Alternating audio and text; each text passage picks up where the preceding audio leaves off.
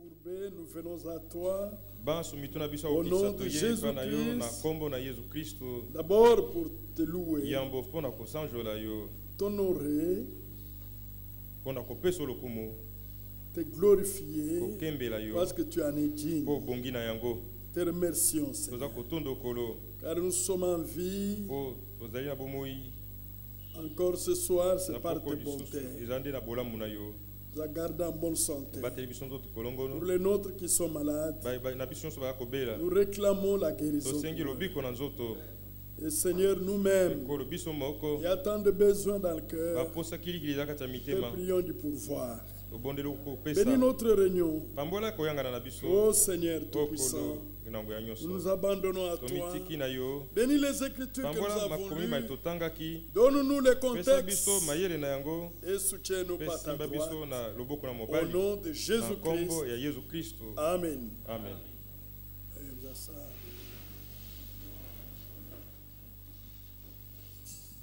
Nous louons le Seigneur pour notre frère François. 52.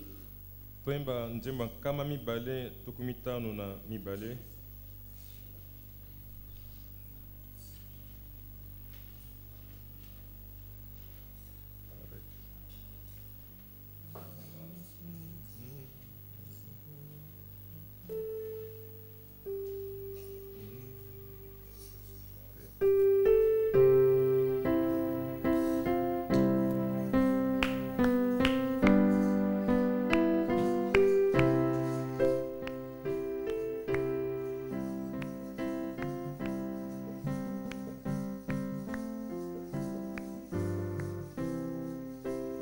Arrête, ô pécheur, arrête, il est sombre le chemin où tu vas baissant la tête, n'osant penser à ta fin. Reviens, ô Dieu, qui pardonne, qui relève le péché. Il ne repousse personne, viens, c'est un libérateur.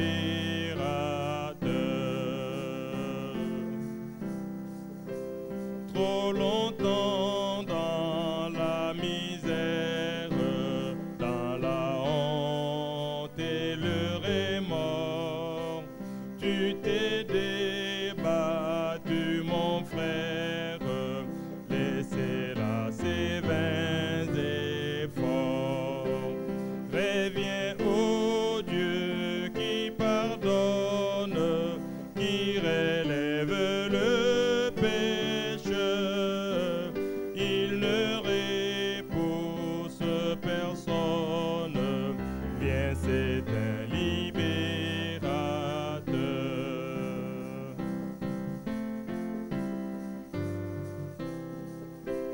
Ah, pour toi que l'autre vie, si ton péché n'était plus, de la chaîne qui te lie, que les anneaux soient rompus. Reviens, ô Dieu, qui pardonne, qui relève le péché.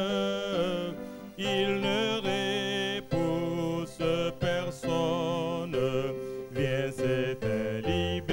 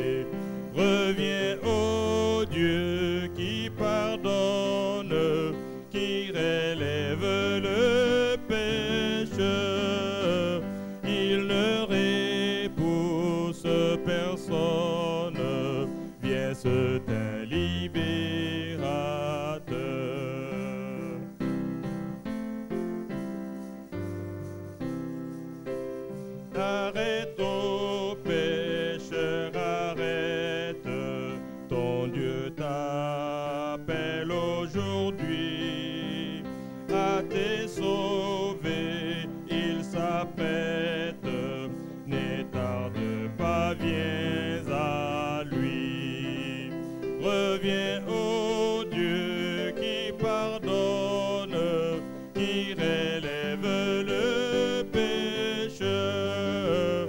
Il ne repousse personne. Viens, c'est un libérateur.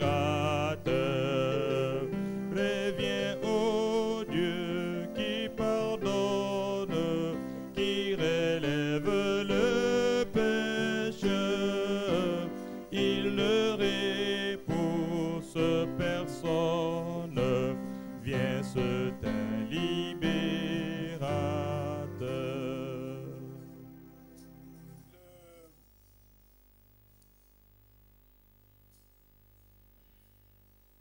J'ai reçu quelques deux questions d'un frère ou une sœur, je ne sais pas. Parce qu'il n'a pas signé. La première question, on ne va pas répondre ça aujourd'hui. C'est peut-être dimanche qu'on peut. Comment se préparer au mariage? Quel est le plan de Dieu sur le mariage? Que dit la Bible sur le divorce? Est-ce que la Bible permet de se remarier? Dans quelles conditions? Il y a une deuxième question liée à Israël. Le processus de paix en Israël aboutira-t-il à la création de l'État indépendant palestinien dans les frontières de 1967? Yango masolo ekosuka penza na kondimete Palestina zwa mboka bonsomi na ye na ndelo ezaka yambo ya 1967. La première question est très importante. Motuna liboso za na motu ya penza.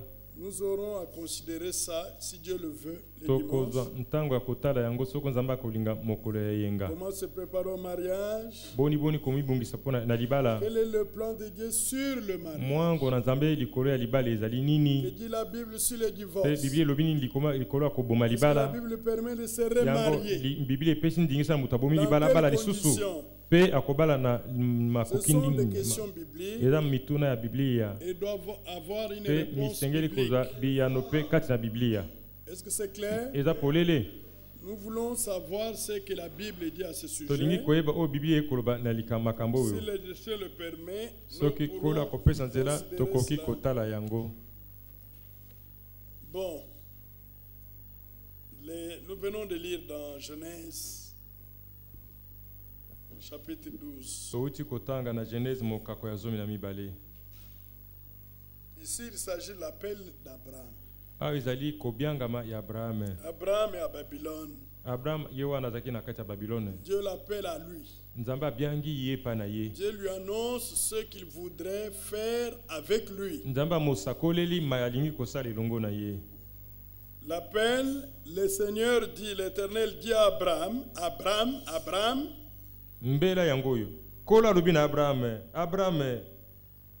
Va-t'en de ton pays, de ta patrie, de la maison de ton père, dans le pays que je te montrerai. Abraham ne connaissait pas le pays en question. Mais ici, il reçoit l'appel de Dieu. Dans l'appel, on le sépare. On le sépare. Non, on le sépare de son pays, de sa patrie, de la maison de son père, pour l'amener dans un pays inconnu. Abraham ne connaissait pas le pays là. Dieu seul le connaissait. Mais dans l'appel, il y a eu séparation.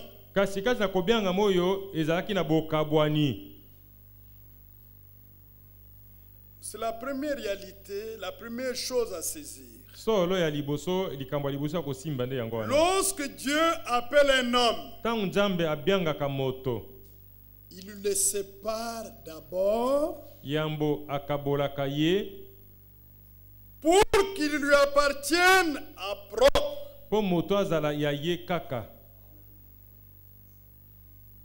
La séparation doit avoir lieu.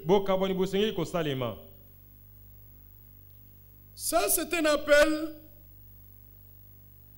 à sortir d'un pays naturel, d'une patrie naturelle, d'une famille naturelle. C'est le type de l'appel spirituel pour une séparation dans le domaine spirituel. Parce que s'il n'y a pas séparation dans l'appel de Dieu, Dieu ne saura pas marcher avec vous. Ça c'est vrai. Il faut qu'il y ait séparation. Le Seigneur lui dit, va-t'en de ton pays. Il est habitué avec son pays. Sépare-toi de la maison de ton père. Sépare-toi de ta patrie. Viens à moi. Moi, je vais te donner un autre pays. Et c'est là où tu habiteras avec ta postérité. Lorsque l'appel a été lancé, directement au verset 2,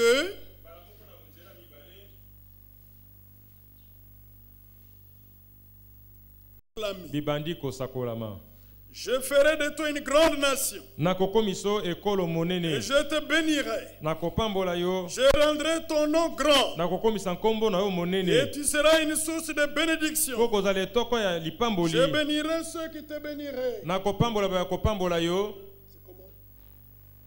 C'est quoi? Je bénirai ceux qui te béniront.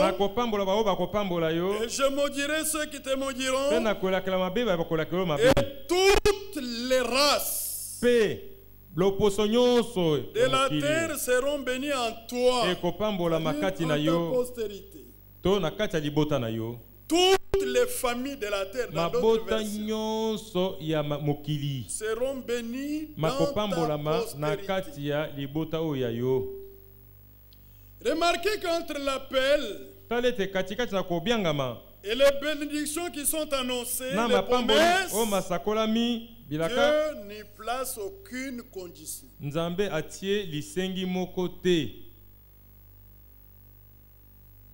n'y a aucune condition. Il vous appelle et il vous donne les promesses. Vous croyez aux promesses et Dieu les accomplit pour vous.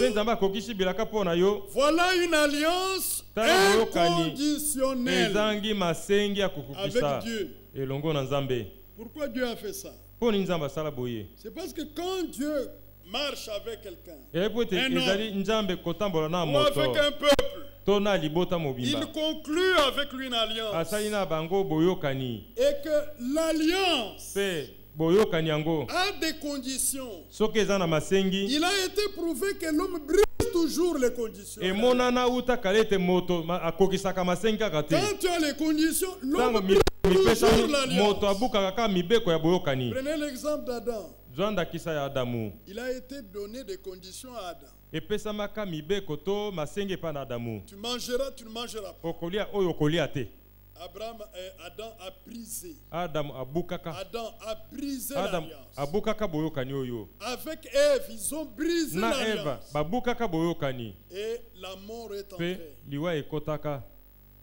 Regardez Israël. Il fait une alliance avec Israël. Avec Moïse comme médiateur. Il brise l'alliance. Aussitôt qu'ils venaient de sortir de l'Égypte, ils arrivent dans le désert. Qu'est-ce qui se passe dans le désert? Israël se représente un veau d'or. Il commence à danser autour du veau d'or.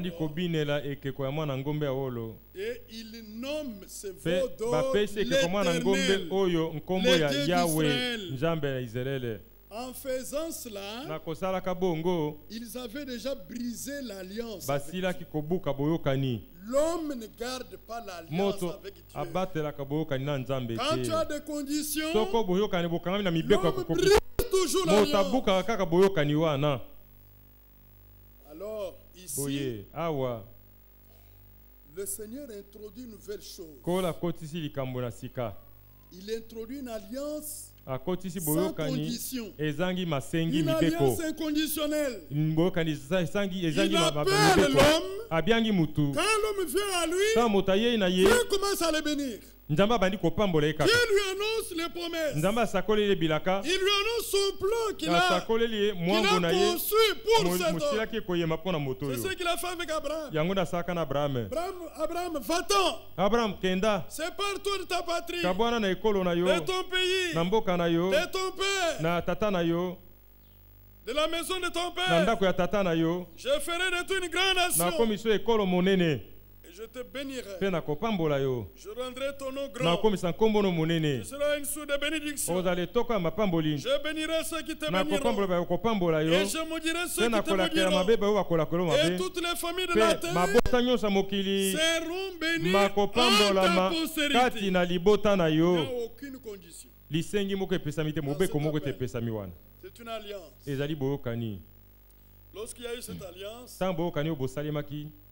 Dieu a commencé à marcher avec Abraham. Mais Abraham n'a pas obéi totalement. C'est à lui que l'appel était adressé. Évidemment, quand on l'appelle lui, sa femme est en lui.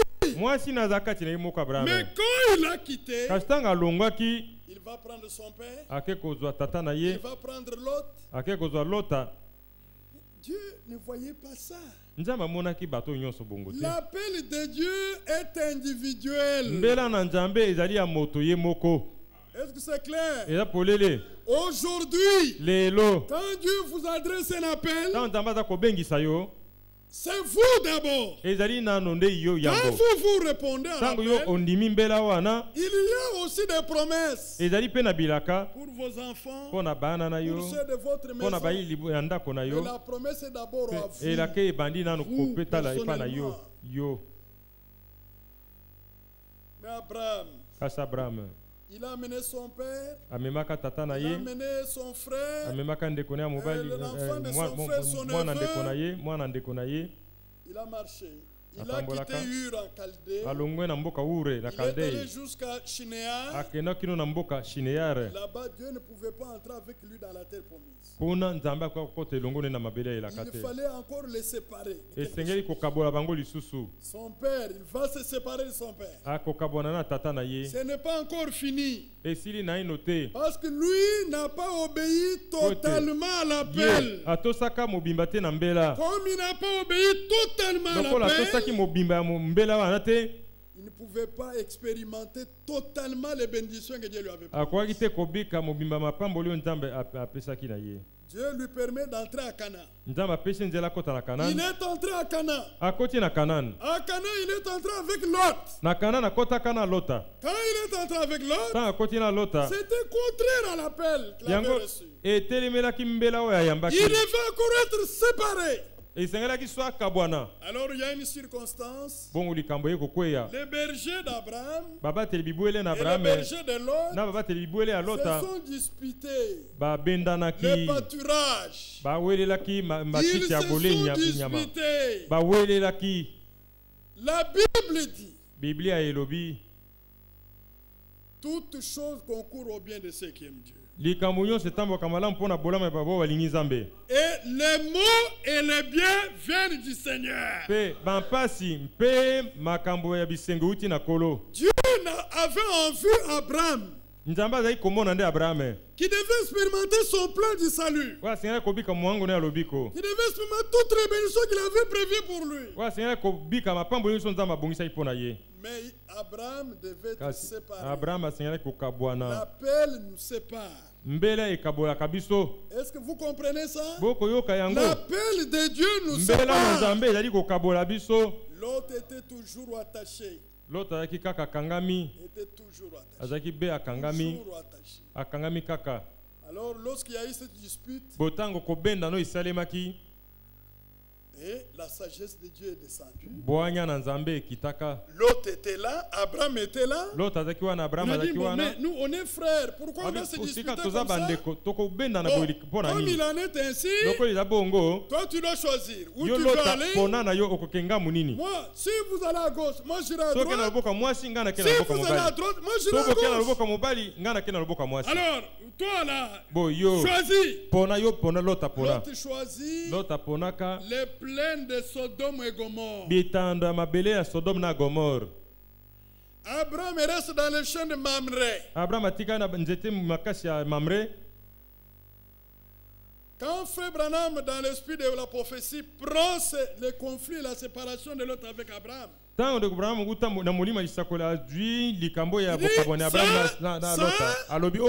c'est le type de la séparation totale avec l'incrédulité. Parce que c'est comme Abraham s'est séparé de l'autre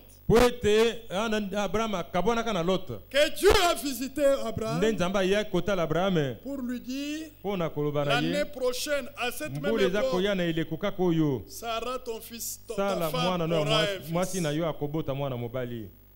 Cette promesse ne pouvait pas arriver tant que la séparation avec l'autre n'avait pas eu lieu.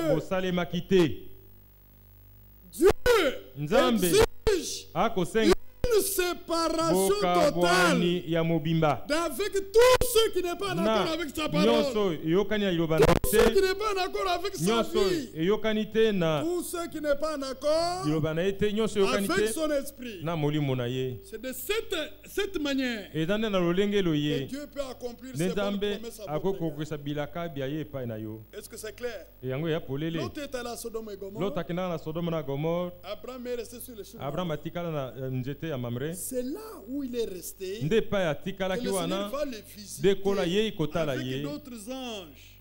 Il y avait deux anges avec le Seigneur.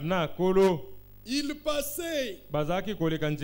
Abraham les a vus. Il a eu la révélation que celui-là, parmi les trois là, il y a un qui est le Seigneur. Alors il est allé, il s'est dit mon Seigneur. Ils étaient trois. Mais lui, il dit mon Seigneur. Les dénominationnels prennent ça. Il dit voilà, trois personnes en Dieu, la Trinité.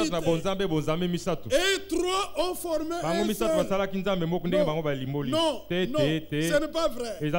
Parmi les trois, il y avait un seul Seigneur Dieu. Alors Abraham l'a reconnu par révélation. Il a dit mon Seigneur, ne passe pas loin de la maison. Viens chez moi. Voilà Abraham. C'était un homme hospitalier. C'était un homme hospitalier. Si vous êtes enfant d'Abraham, la postérité d'Abraham, vous aurez aussi à être hospitalier comme votre père Abraham.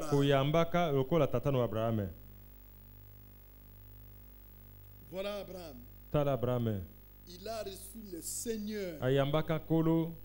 Et comme il a reçu le Seigneur, il lui a donné à manger. Il lui a donné à boire. Il a lavé ses pieds. Le Seigneur.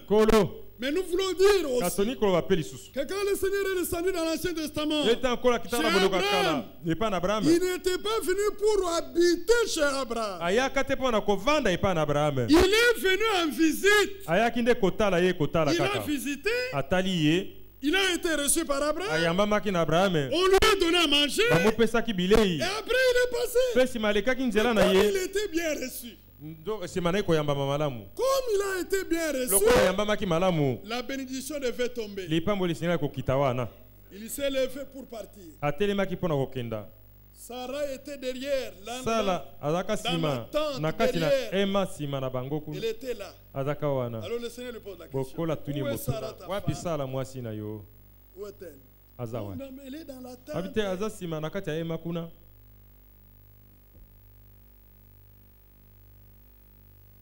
Cette année, L'année prochaine, à cette même époque, Sarah, ta femme, c'est Genèse 17.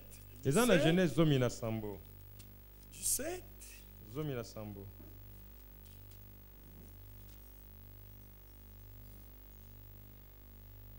Non, 18.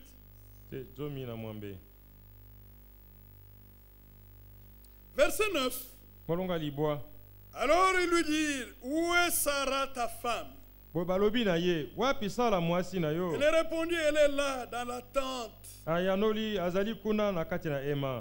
d'entre eux dit, c'est le Seigneur. Je reviendrai vers toi à cette même époque. Et voici, Sarah, ta femme, aura un fils. Sarah écoutait à l'entrée de la tente qui était derrière lui. Abraham et Sarah étaient vieux, avancés en âge, et Sarah ne pouvait plus espérer avoir des enfants.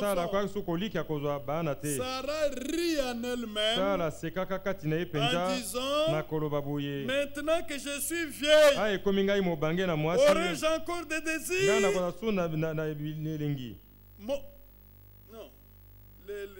La tradition, ce n'est pas ça. Aurais-je encore des désirs? Mon Seigneur aussi est vieux. Le Seigneur dit à Abraham, pourquoi donc Sarah a-t-elle ri? En disant, est-ce que vraiment j'aurai un enfant, moi, qui suis vieille? Y a-t-il quelque chose qui soit étonnant de la part du Seigneur? Au temps fixé, je reviendrai vers toi, et à cette même époque, et Sarah aura un fils. Oh, gloire à Dieu. Remarquez que Dieu n'a même pas tenu compte des doutes de Sarah. N'a pas tenu compte des rires de Sarah. Parce que la ri, Abraham avait aussi ri. C'est pourquoi l'enfant s'appelle Isaac. Isaac veut dire on a ri. On a ri. On a douté. On a ri. Est-ce que vous comprenez ça? Et alors, maintenant, Sarah était là. Il était derrière le Seigneur. Et le Seigneur, comment ainsi a-t-il su que Sarah a ri? Le Seigneur exerçait le discernement des pensées du cœur. Dans le Nouveau Testament, c'est cela le signe du Messie. C'est pourquoi, après que Jésus ait donné ce signe du Messie, lors de sa première venue, avant le retour du Seigneur, ce signe du Messie devait aussi être donné aux nations. Et le Seigneur l'a fait dans notre âge au travers du ministère de Frère Branham. Parce que le Frère Branham pouvait se tenir là. Il tourne le dos à l'assemblée et il désigne, il révèle le secret du cœur. Pour montrer qu'on était arrivé au moment où le Fils de l'homme devait être révélé, donnant le signe du Messie à l'Église, qui est le dernier signe qui a été donné à Abraham ici, avant la venue du Fils promis. Qu'est-ce que nous voulons dire ici? Nous voulons dire que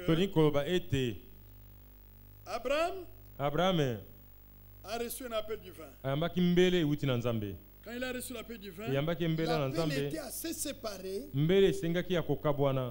pour marcher avec Dieu et posséder l'héritage qu'il avait préparé pour lui. Mais Abraham se peut séparer directement.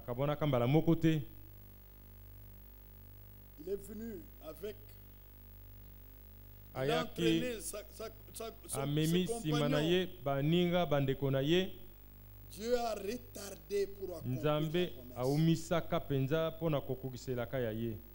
Dieu n'a pas accompli la promesse Nzambe akokisaka à elaka te cause de cela. mpona yango. Parce que la séparation totale ne s'était pas faite. Mobimba esalemaki te. Après, il a séparé de son père. Sima akaboli na tata na ye. Ils sont entrés à Canaan. Bakoti na Canaan. L'autre était toujours avec lui. L'autre akangami kaka na ye. Et Dieu a permis des circonstances bimisaki makambo. pour séparer l'autre. Pona kokabola lota. Séparer l'autre kokabola lota d'Abraham. Na Abraham. L'autre est allé de son côté. Abraham est resté de son côté. C'est là où le Seigneur le visitera. Quand le Seigneur le visite, il va lui donner la promesse et la date de la venue du Fils. Et le Seigneur a confirmé que cela arrivera. Malgré que Sarah arrive, ça n'a pas changé la décision du Seigneur.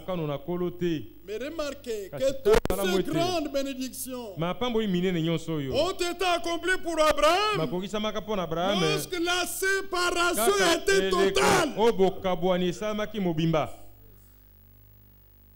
Ça, c'est le type de l'église du Nouveau Testament. Nous avons reçu l'appel de Dieu. Pas en tant que groupe, pas en tant que famille. Nous avons reçu l'appel divin individuellement. Maintenant, quand Dieu vous appelle, vous venez à lui. Quelque chose doit se passer dans votre vie. C'est la séparation totale d'avec l'incrédulité. Séparation totale d'avec le monde. Pour permettre à Dieu d'accomplir ses bonnes promesses pour vous. Est-ce que c'est clair? Et que quand le Seigneur a appelé Abraham, il n'a pas posé de conditions. Il a conclu une alliance inconditionnelle. Pour dire, moi je t'appelle, mais le reste c'est moi qui le fais. C'est moi qui te bénirai. Moi je te donnerai une patrie. Moi je protégerai ta postérité. Le Seigneur lui-même le fera. Si vous regardez dans Genèse, nous sommes dans Genèse chapitre 15.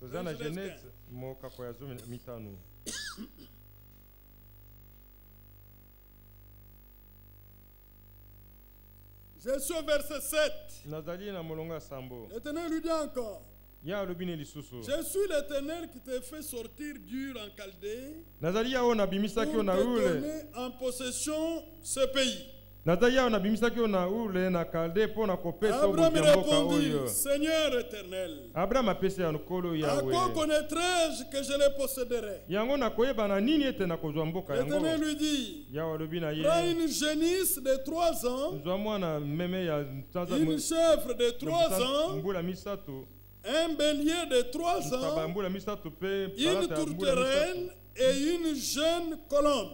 Abraham prit tous ces animaux, les coupa par les milliers, et mit chaque morceau l'un vis-à-vis de l'autre. Mais il ne partagea point les oiseaux. Amen. Regardez ce qu'il a fait. Il a pris les animaux 3 ans. Il les a approchés, il les a divisés. En les divisant, il a opposé une partie des morceaux en face de l'autre. Un morceau en face de l'autre. Un morceau en face de l'autre. Mais les oiseaux, on ne les a pas séparés en deux. C'était quoi? Ça, c'était l'alliance. Le Seigneur a annoncé une alliance ici. Parce que vous savez, dans toutes les nations du monde, il y a toujours un symbole pour valider une alliance. Si vous allez chez les Chinois, il y a des accords, il y a des alliances, eux, ils amènent du sel. Le sel, ils amènent du sel pour montrer que cette alliance a été conclue.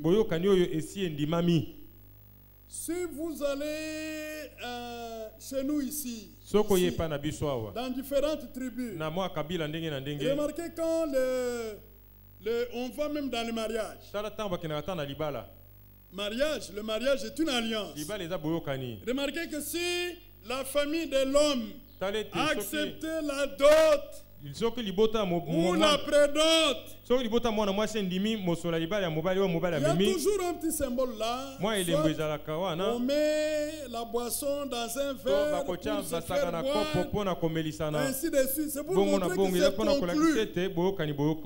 Mais en Orient là, lorsqu'il y avait une alliance, voilà comment ils le faisaient. Alors ils peuvent entrer au milieu là et faire leur alliance. Et on sait que cette chose a été conclue. Ici, on a divisé par deux les animaux. Ça annonçait une alliance. C'est une alliance. Et ceci annonçait aussi l'alliance du sang qui sera conclue plus tard, lorsque le Messie viendrait sur la terre. C'est le sang. La sang a parlé de l'alliance, le sang de l'alliance. C'est pourquoi dans Exode 19, remarquez, il est parlé de l'alliance, mais là, on a réclamé le sang. Et dans ce qu'on a fait, le sang a coulé avec Abraham. Le sang de l'alliance. Je suis dans Exode, chapitre 19.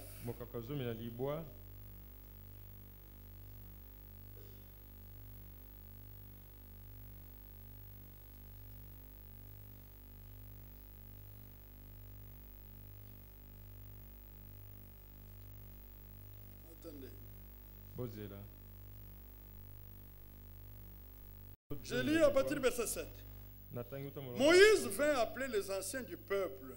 Il mit devant eux toutes ces paroles comme l'Éternel lui avait ordonné. Le peuple tout entier répondit, nous ferons tout ce que l'Éternel a dit. Moïse rapporta les paroles du peuple à l'Éternel.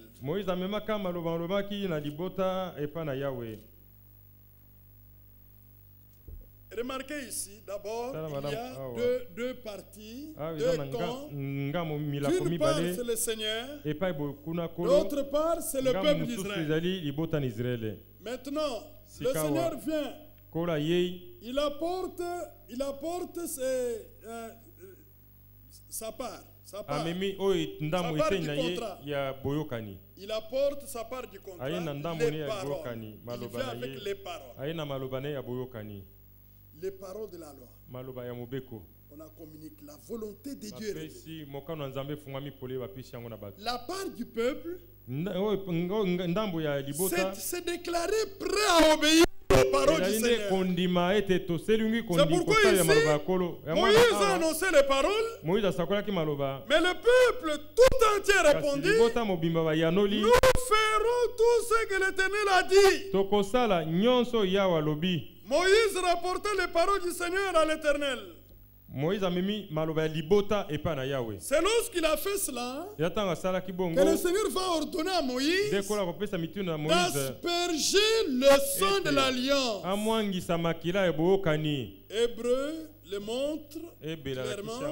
Nous sommes dans Hébreu.